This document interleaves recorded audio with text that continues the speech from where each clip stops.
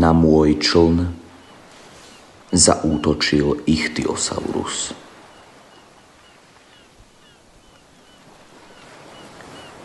Vtedy som pracoval ako lovec krabov.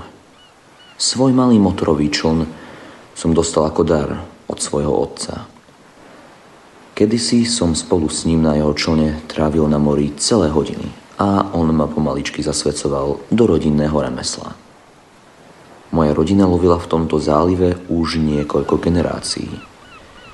Keď môj otec odišiel do dôchodku, zdedil som jeho čln a teraz bol lov krabov mojou životnou náplňou. Bola to celkom drina, ale vynášalo to veľa a časť úlovku som si vždy mohol nechať, takže čo viac som si mohol želať. V to ráno som, ako obyčajne, spúšťal pasce a popritom nahadzoval aj vlasce s návnadami. Po niekoľkých hodinách som pasce začal vyťahovať, aby som skontroloval, či sa niečo chytilo. Niekoľko z nich bolo prázdnych a v iných boli kraby. V jednej sa zachytila dokonca aj morská hviezdica. Zostávalo vytiahnuť už len posledné 3 pasce. Všetky boli prázdne. Teda skoro. V poslednej pasci bolo zachytené niečo malé a špicaté. Keď som pascu vytiahol na palubu, mal som príležitosť preskúmať to, čo v nej bolo. Bol to zub. Pomerne veľký zub, o ktorom som si pôvodne myslel, že bol žraločí, ležal zaseknutý medzi mriežkami na dne pasce. Pri bližšom pohľade na ten zub som si však čosi uvedomil. Toto rozhodne nebol žraločí zub. V živote som nepočul o druhu žraloka s podobne tvarovanými zubmi. Zub nemal rozšírenú bázu, ktorá sa tak typicky vyskytuje u veľkých žralokov. Bol kuželovitého tvaru, podlhovastý a v špičke zašpicatený. Mohol to byť zub kosatky? Asi ťažko. Už som videl lebku kosatky a tvar zubov tohto delfína je tiež úplne odlišný od toho, na čo som sa to práve pozeral. Zdvihol som zub do ruky a chvíľu si ho obzeral. V živote som taký zub nevidel. Čo mu mohol patriť? Ale nemal som čas na to, aby som si pozeral akýsi zvierací zub. Práca bola dôležitejšia. Spustil som pasce späť pod hladinu a sledoval, ako sa pomaly ponárajú na dno zálivu. V ten deň som vylovil ešte pomerne veľa krabov a keď som večer umiestnil loď v prístave, na ten zvláštny zub, ktorý teraz odpočíval na dne mojej kapsy, som celkom zabudol. Keď som predal svoj úlovok, išiel som do baru na pivo. V miestnom bare, ktorý sa nachádzal hneď vedľa prístavu, sa stretávali námorníci z celej tejto rybárskej dedinky, aby sa tu podelili o svoje bizarné zážitky a skúsenosti. Ani dnešok nebol iný. S chlapmi sme pili a bavili sa snáď do 10. hodiny večernej. Každý morský vlk v týchto končinách vie, že po ťažkom dni na mori nepadne lepšie nič iné ako dobré pivo. Potom, ako som dopil posledný pohár, som sa pomalými krokmi vybral k budove, kde som mal byt. Dal som si chladnú sprchu, uvaril pár krabov na večeru a išiel spať. Ráno mi zazvonil budík a ja som sa pripravil na ďalší deň driny na mori. Niektorí ľudia by takto žiť nedokázali, ale verte mi, pokiaľ ste takýmto spôsobom vyrastali, nechceli by ste žiť inak. O 6:30 ráno som už stal v prístave, pripravený vyraziť na vodu a začať loviť. Nižšie po pobreží som si však všimol policajné auto. Stálo tam a po pláži sa prechádzali 2 policajní dôstojníci. Videl som aj niekoľko chlapov s krčmi, ako sa k tomu miestu rozbehli. Zvedavý, čo sa tam deje, som sa k ním pridal. Keď sme sa dostali na dané miesto, zistili sme, čo sa tam vlastne deje. Niekoľko ľudí a tí dvaja policajti stali okolo prázdneho kajaku, vyplaveného na pláži. Do diskusie vstúpil starý Harvey, ktorý dnes o 2:00 ráno lovil v noci halibuty a tento objav učinil. Kajak vraj našiel obrátený, plávajúci na vodnej hladine uprostred zálivu. Bol bez známok toho, že by v ňom vôbec niekto niekedy sedel. Harvey kajak dotiahol na pláž. Potom pre istotu zavolal políciu, aby kajak prehliadli. A teraz sme tu nad ním stáli my. Sledovali sme celé toto bizarné dianie a nikto z nás vtedy nevedel, čo má k tomu povedať. Po chvíli zrazu jeden z chlapov ukázal na bok kajaku a vtedy som si to všimol. Po celom boku plavidla sa nachádzali stopy po zuboch. To musel byť žralok, pomyslel som si. Polícia tento názor zdieľala, ale na tých stopách po zuboch niečo nebolo v poriadku. Neboli to stopy po žraločom uhryznutí. Videl som, ako sa žraloky na voľnom mori krmia na zdochline veľryby. Uhryznutie žralokov pripomína polkruh. Toto uhryznutie bolo podlhovasté. Nič ako klasické žraločie stopy po uhryznutí. A okrem toho bolo obrovské. Oveľa väčšie ako od akéhokoľvek žraloka. Naháňalo to zimomriavky. Toto nebolo normálne. Pre políciu to však bol uzavretý prípad. Žraločí útok, to bolo všetko. Po komkoľvek, kto bol v kajaku, než bol napadnutý, vyhlásila polícia veľké pátranie. Prípad vychladol ešte v ten deň, kedy bol otvorený. Naše životy sa mohli vrátiť do starých koľají ako predtým. Nerád to priznávam, ale v to ráno sa mi na vodu nevyrážalo ľahko. Kraby som lovil prakticky od narodenia a more bolo ako môj druhý domov. Ale teraz som si nebol až taký istý. Pri pohľade na vlny sa mi zvláštnym spôsobom zovrel žalúdok. Neviem čo, ale niečo v mojom vnútri mi hovorilo, že tento záliv už nie je taký bezpečný, ako býval.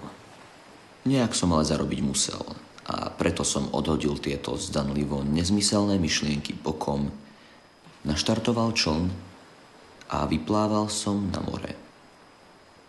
V ústrety ďalšiemu bežnému dňu. V ten deň som chytil zarážajúco málo krabov. V tých pasciach nebola ani polovica bežného úlovku. Presúval som sa pozdĺž pobrežia celý deň. Vhadzoval pasce medzi skaly, chaluhy aj na piesčité dno. Ale krabom sa do nich ako si nechcelo. Náš záliv bol nimi vždy preplnený. Bývali časy, kedy naše pasce priam praskali od množstva krabov, ktoré v nich bolo nahromadené. A dnes, bol som sklamaný. More v ten deň veľmi veľa plodov nevydalo, ale uspokojil som sa s tým, čo som mal. Potom, ako som úlovok opäť predal, som sa tak ako skoro každý večer vybral do baru v prístave. Ako som tak pil a rozprával sa s chlapmi, ktorí tam so mnou vtedy boli. Prisadol si William. William bol v prístave nový. Nedávno sa prisťahoval z Vancouveru. Hoci bol nováčikom a ešte sa učil pracovať s loďou, mal veľkú trpezlivosť a dobrú povahu, takže od prvého dňa bol medzi nami vítaný. William sa s nami ako obyčajne začal rozprávať o tom, aký mal kto deň, koľko toho vylovili a čo plánovali na víkend. Bar sa postupne začal vyprázdňovať, až sme nakoniec za stolmi sedeli len ja a William. Konverzovali sme o hodinách driny strávenej na mori, o nebezpečiach života námorníka a o našich mnohokrát zvláštnych zážitkoch. Medzi rečou sa Will spýtal na jednu vec, ktorá sa mu dnes stala. Podľa toho, čo hovoril, bol na otvorenej vode, keď ucítil akýsi náraz. Zazdalo sa mu, že aj lodná skrútka sa na chvíľu zasekla, ako by uprostred vody do niečoho vrazil. Ukľudnil som ho, hovoriac mu, že také veci sa na vode raz za čas stávajú každému a že je to kompletne normálne. Samozrejme, klamal som. Nebolo to normálne. V otvorenej vode je záliv hlboký aspoň 15 metrov. Ešte aj v prístave je voda dosť hlboká na to, aby tam stredne veľké plavidlo nenarazilo na dno. Proste sa nestáva, že by v otvorenej vode mohla loď do niečoho vraziť. Ale Will bol aspoň o čosi kľudnejší. A to bolo dobré.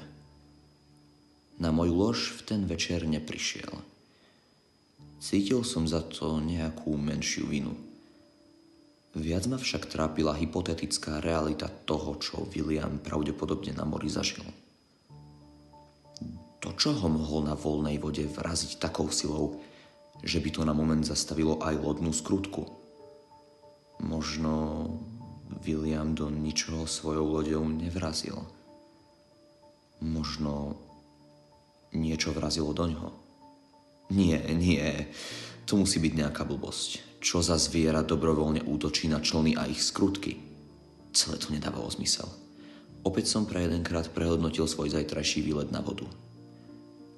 Opäť sa vo mne začala zbierať akási iracionálna hrôza.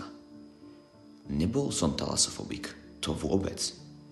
To by bol pre námorníka neodpustiteľný handicap. Nikdy som ani nepomyslel na to, že by som niekedy mohol mať strach z oceánu. A predsa som pri pohľade na člny, kníšuce sa vo vlnách pod lampami v prístave, pociťoval to silné nutkanie ostať celý deň v byte a držať sa od vody čo možno najďalej. Na druhé ráno som však samému sebe nedovolil ostať ležať v posteli. Práca volala. Potreboval som peniaze na nájom príbytku a celej situácii nepomohla ani moja každovečerná barová rutina. Cestou do prístavu som stretol starého Harveyho, ako vykladá ryby, ktoré v noci nalovil. Pozdravil som ho.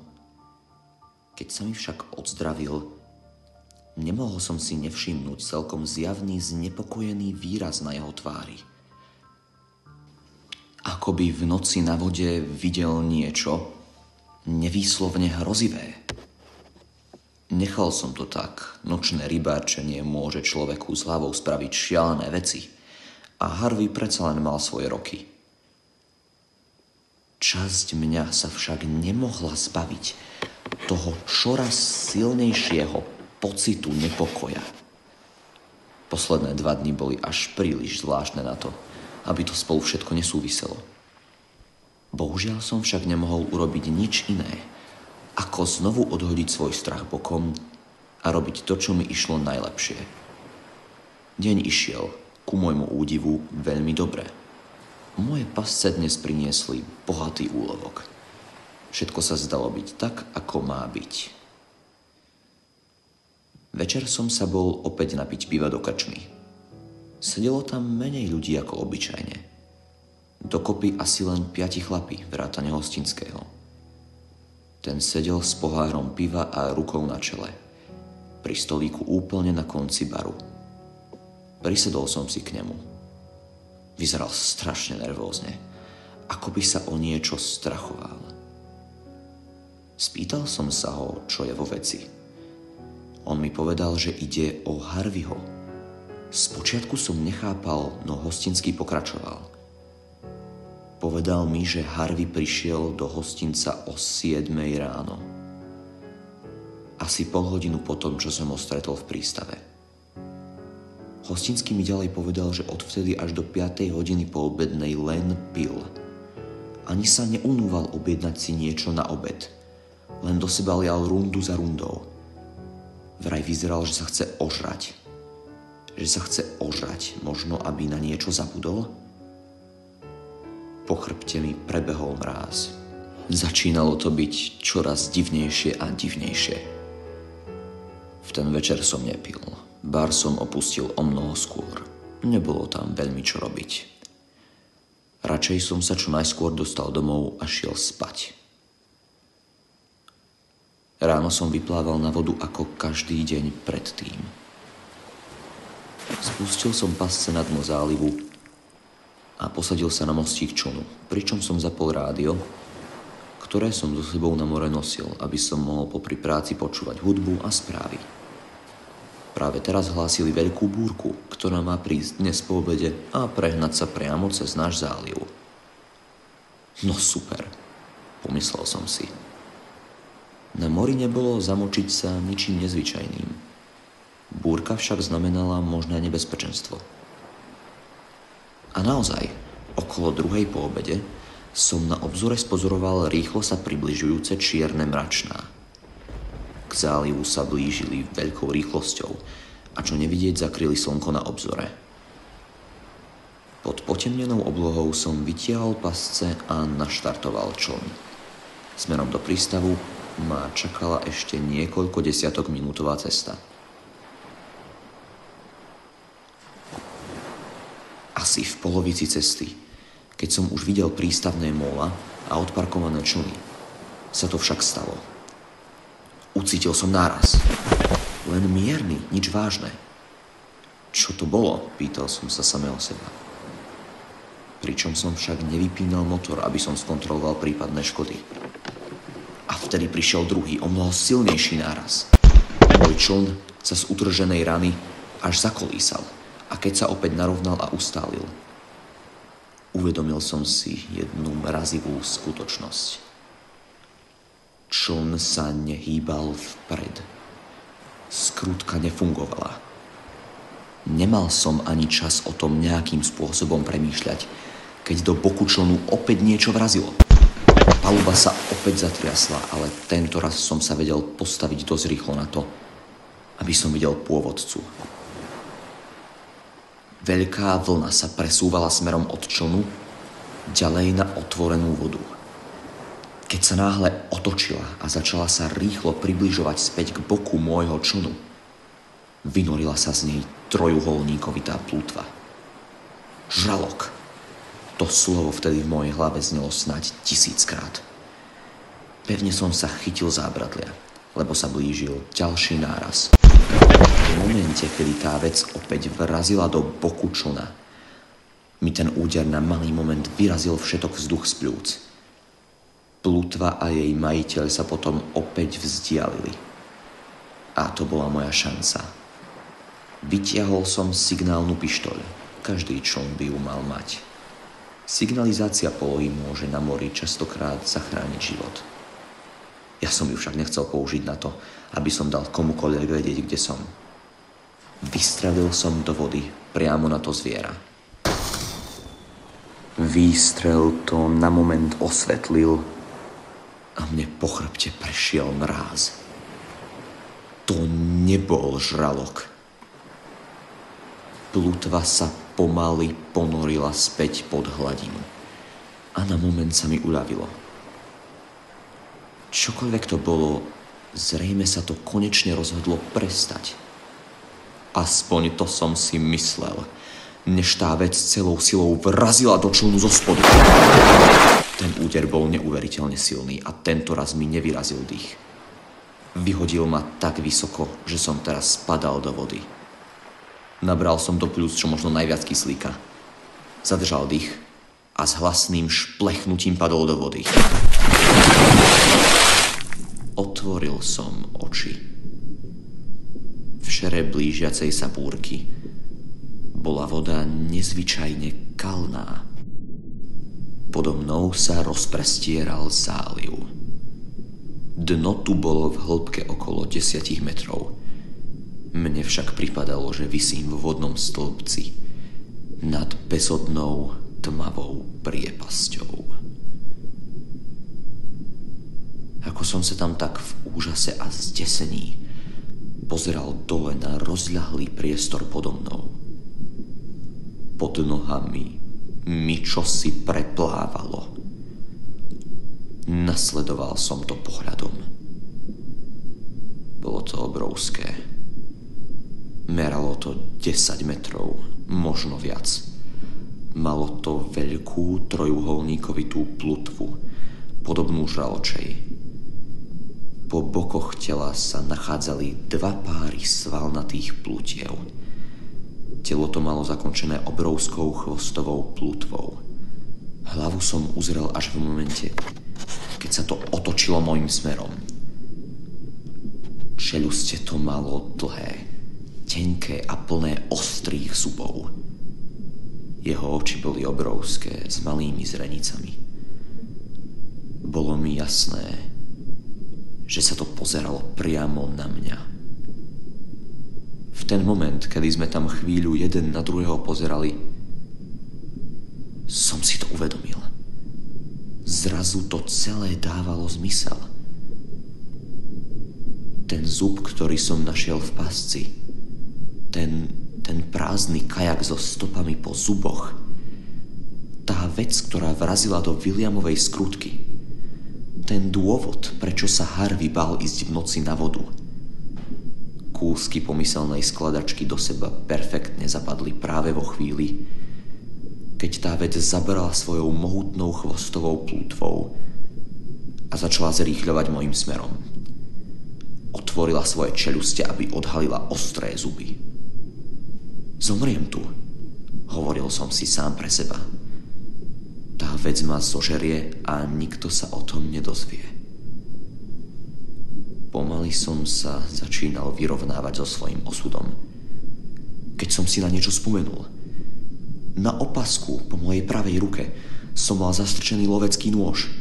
Proti predátorovi dlhému bezmála 10 metrov to síce asi veľmi nepomôže, no žiadnu inú šancu som nemal. Vytiahol som nožík z pošvy a keď bol ten tvor asi 2 metre odo mňa, rýchlo som sa uhol a vrazil mu ten nôž do jednej z plutiev, ktoré to malo na boku. S nožom v plutve to zviera presvišťalo vodou okolo mňa a zmizlo v temných hlbinách zálivu. Zo pár sekúnd som sa pozeral na miesto, kde som ho videl naposledy. Keď mi začal pomaly dochádzať vzduch, z posledných síl som sa vynoril na hladinu a vyškriabal sa na môj čln. Ten sa teraz potápal. V trupe mal obrovské diery, evidentne spôsobené tou potvorou. Stihol som však nájsť signálnu pištoľ a tentokrát som ju použil na to, na čo sa používať má. Vystrelil som z nej asi 3-krát a po niekoľkých minútach som na obzore zazrel čln. Bol to William. Zamával som na ňo a on to v rámci niekoľkých sekúnd stočil mojím smerom. Nalodil som sa na jeho čln a spolu sme sa stihli dostať do prístavu, než sa začala búrka.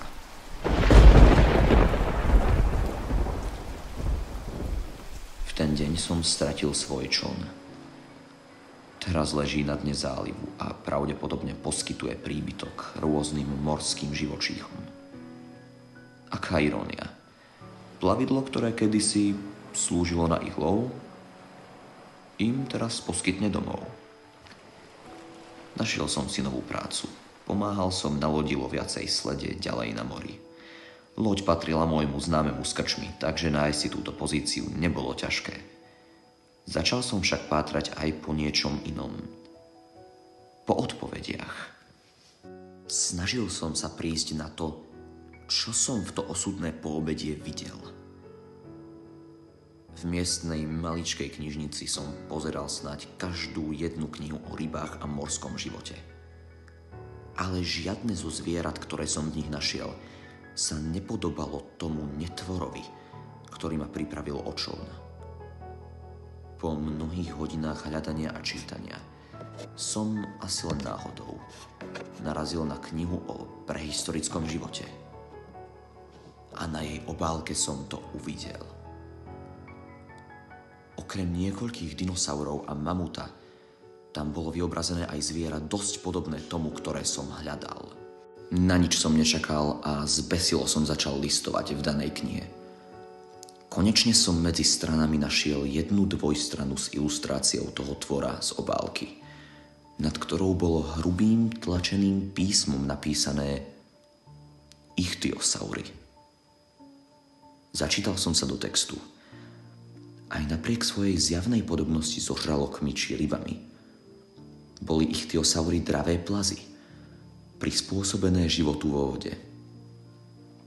Zatiaľ, čo najmenšie druhy nemerali ani len 1 meter, najväčšie dosahovali podľa odhadov aj vyše 18 metrov. Bol som si istý, že práve veľký ichthyosaurus bolo to, čo som vtedy videl. Malo to však jednu veľkú dieru. Posledný ichthyosaurus vyhynul pred 90 miliónmi rokov. Dlho predtým, než sa na Zemi objavili ľudia a začali cestovať na more. Nedávalo to zmysel.